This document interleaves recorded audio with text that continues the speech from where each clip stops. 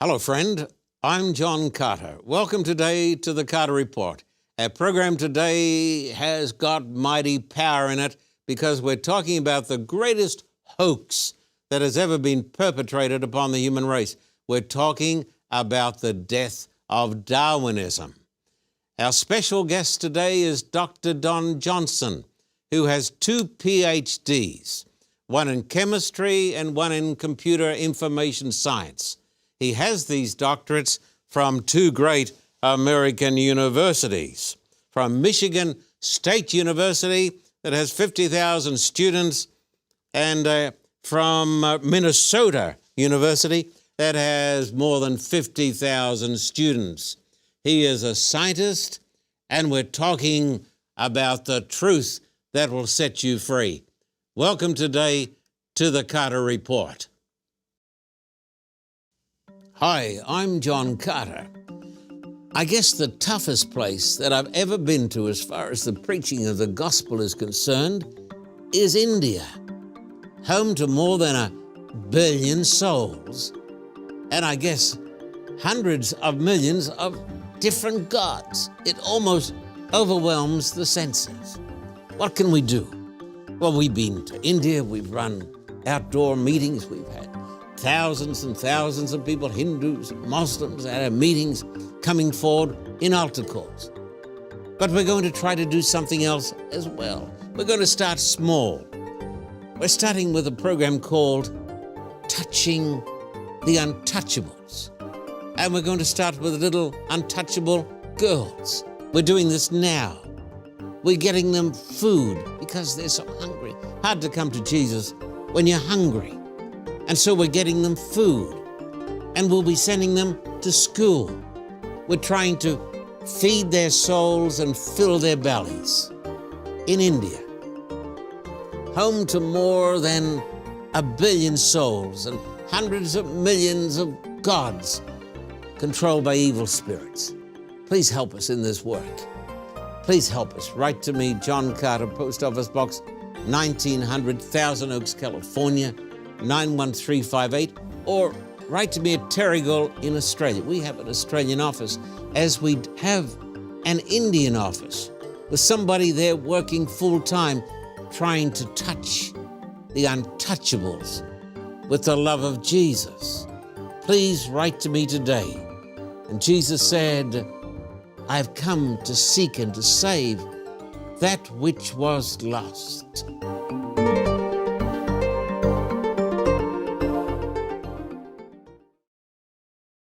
Welcome today to the Carter Report. We're talking about the greatest hoax that has ever been fostered upon a gullible human race. We're talking about Darwinism.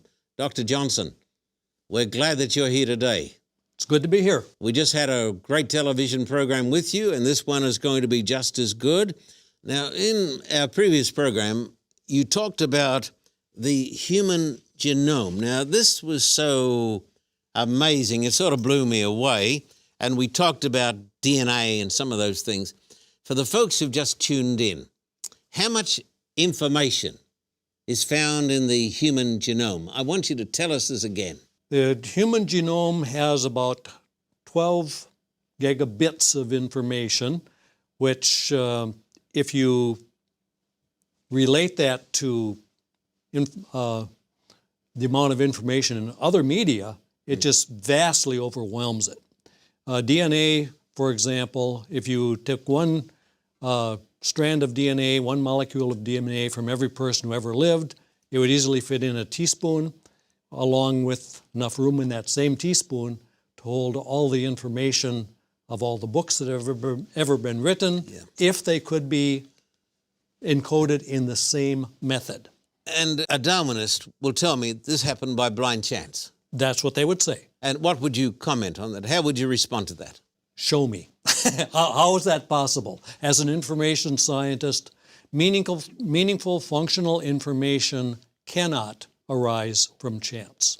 And life is filled with meaningful functional information. I heard the great Professor John Lennox, I think that's right, from Oxford University, a professor of mathematics. he's debating Richard Dawkins, and he says to Richard Dawkins, it's like a man is walking through the desert. He's going to die of starvation. And he sees some writing in the sand. Well, immediately he assumes that somebody has been there before him and somebody wants to point him in the direction of water. But you go then to Richard Dawkins and you show him the DNA and everything. He says, no, this doesn't show intelligent creator. This happened by itself. Richard Dawkins has said that life only looks like it was designed. It really wasn't. Well, it certainly does look like it, doesn't it? It does to me. Now, you're an expert in this. You've got a doctorate in this. Define information. What is information? Information technically means that something can be in one of multiple states, and which state it's in determines the information content. For example, if you flip a coin, it can be either head or tail. That could be information, but it's chance information. Yes. No meaningfulness about it at all. If you had a two-headed coin, it doesn't matter how many times you flip it, you're going to get heads every time. Yes. That has no information because there's no contingency. It cannot be other than heads. And the same thing is true in information. Information, for example, every nucleotide along the DNA strand can be in any one of 4 different states. And which state it's in will determine the information content. And there's nothing along the DNA that determines which it should be. They're purely arbitrary as far as looking at it goes. And in fact, studies have shown that the DNA sequence looks like it's random, but we know that it isn't random because it's functional. And so just looking like it's random doesn't make it random. Now, Richard Dawkins and other atheistic evolutionists say that this was the result of chaos. Now, can chaos produce intelligent information? Randomness can never produce functional information. And functional information is actually even more so in life because it is not only functional, but it also is prescriptive.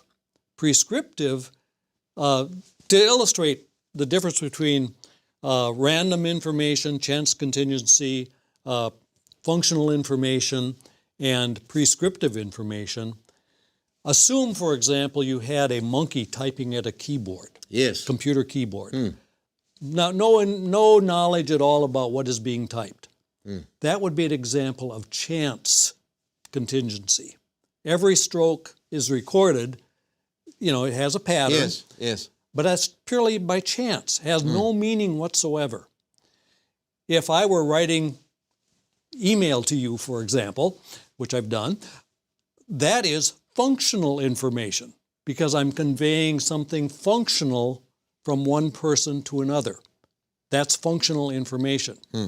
If I were sitting at my computer typing a computer program, that would be an example.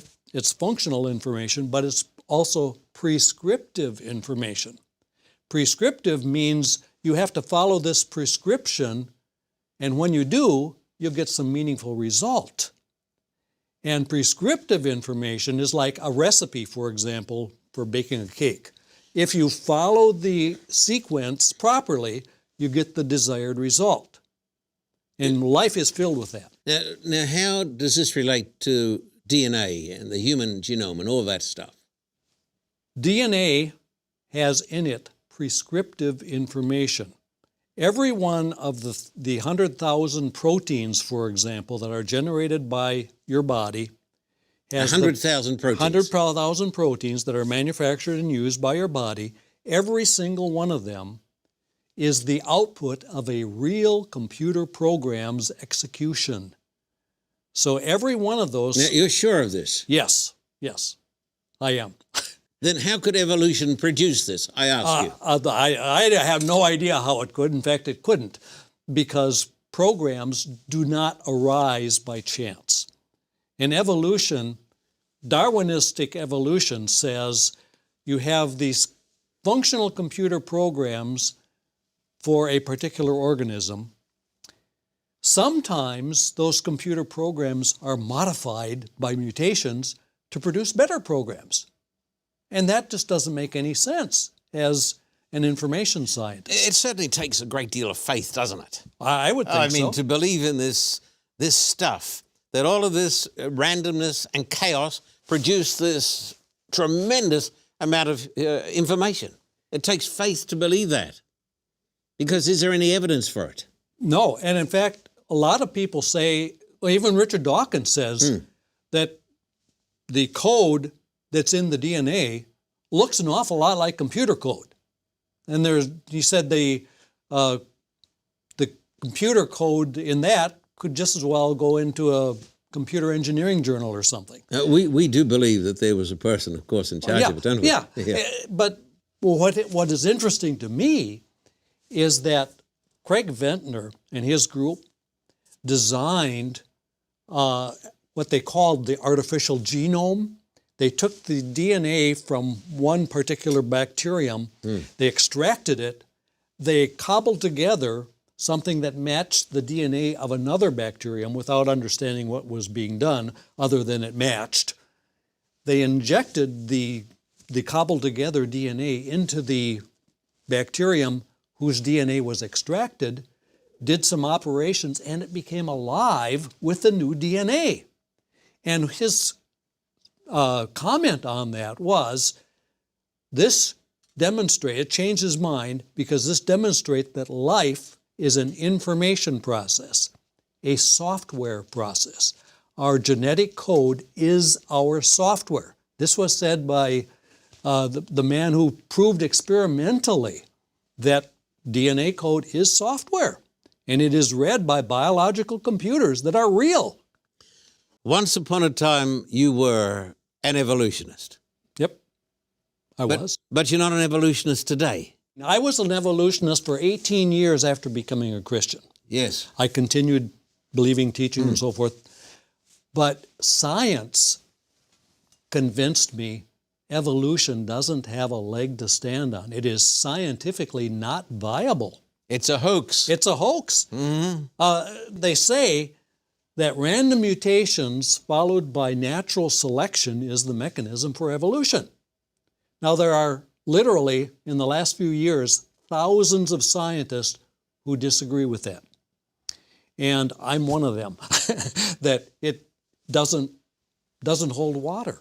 Because natural selection simply is will determine which one of the organisms will survive to reproduce. Natural selection has no capability of going back into the DNA and modifying it so that you have evolution. You're watching the Carter Report. We're talking about the death of Darwinism, and we'll be back with Dr. Don Johnson. God has his time and his place for everything. And the time and the place now is Latin America, including Cuba. Time magazine talks about the Second Protestant Reformation and describes how hundreds of thousands, even millions of Latinos are coming to the gospel of Christ. I'm not an armchair theologian. I'm speaking according to experience. I've seen it with my own eyes. Recently, we went down to El Salvador. There I spoke in the largest football stadium in Central America, with the biggest crowd that football stadium had ever seen. They came not to see a football match, but to hear about the blood of Christ. Millions are coming to a knowledge of God in Latin America. Doors are opening in Cuba. Who knows? We may be going to Cuba soon. As the doors open, by the grace of God, we are going to step through those doors. And we want you to step through those doors with us and be part of our team for such a time as this, please write to me, friend. Don't put it off. Write to me, John Carter, Post Office Box 1900, Thousand Oaks, California, 91358. In Australia, write to me at Terrigal, New South Wales. Be part of the Second Reformation. Join us and see the miracles of God. Amen.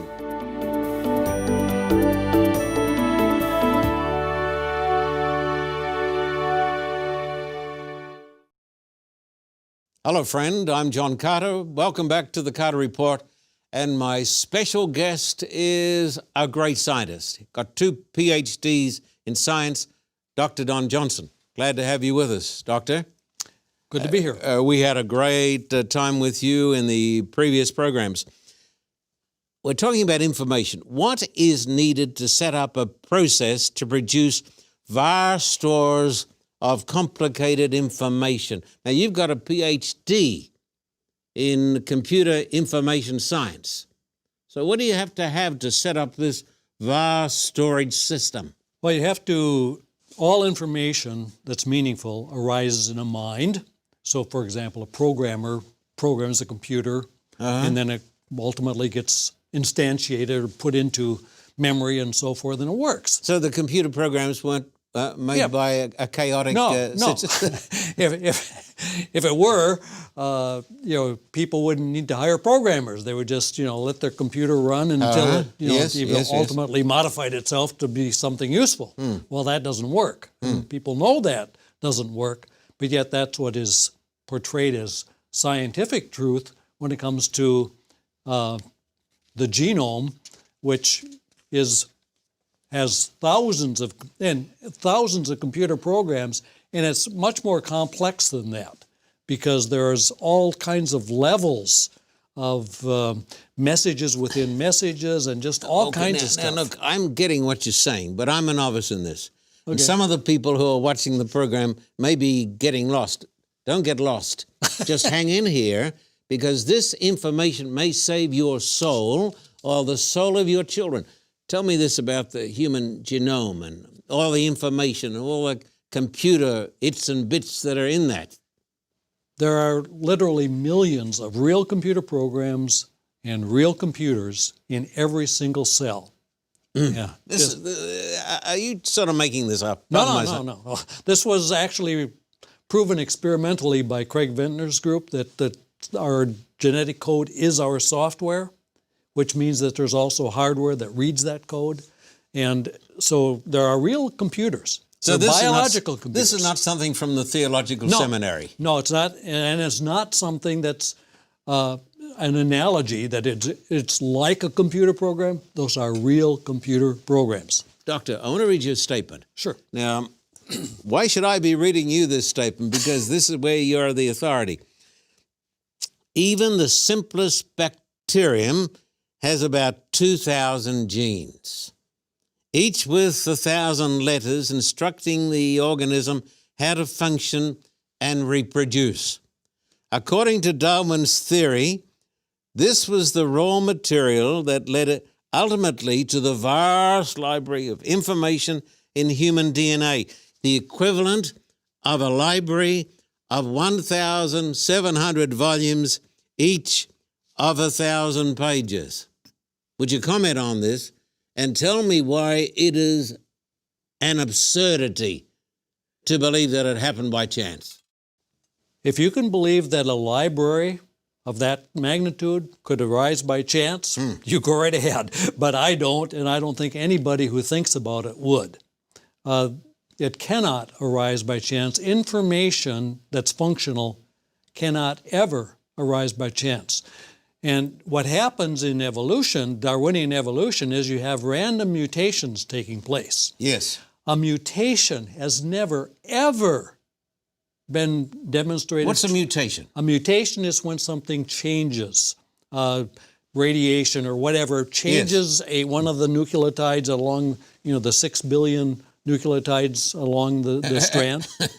How many billion? 6 billion of them along nucleotides along the DNA. 6 billion. 6 billion of them. And a mutation. A changes mutation one. might change one. Yes. For example, sickle cell anemia is caused by a single mutation on the hemoglobin gene. And some people say, well, that's an example of a beneficial mutation because people with that mutation don't develop malaria. But that's because the Plasmodium parasite that causes malaria can't invade those cells. Therefore, that's a selective mutation that's good for people living in areas where there's a high evidence of malaria. But I ask anybody in the United States or almost any other place if having sickle cell is a good thing, and they'll say no. And there has never been a case where a mutation has caused an increase in information. Well, that's the heart of neo-Darwinism. It is. It is. I mean, you're dealing now, you're getting to the jugular vein. Yeah. Because it's the very heart of the neo-Darwinian hypothesis or hoax. That is true. Here's a statement. I want you to comment on this. Nothing produces everything. Non-life produces life. Randomness produces fine-tuning. Chaos produces information. Unconsciousness produces consciousness. Non-reason produces reason. As an information scientist, tell me, is it true? Absolutely not. Information has never been produced by a random process, at least functional information.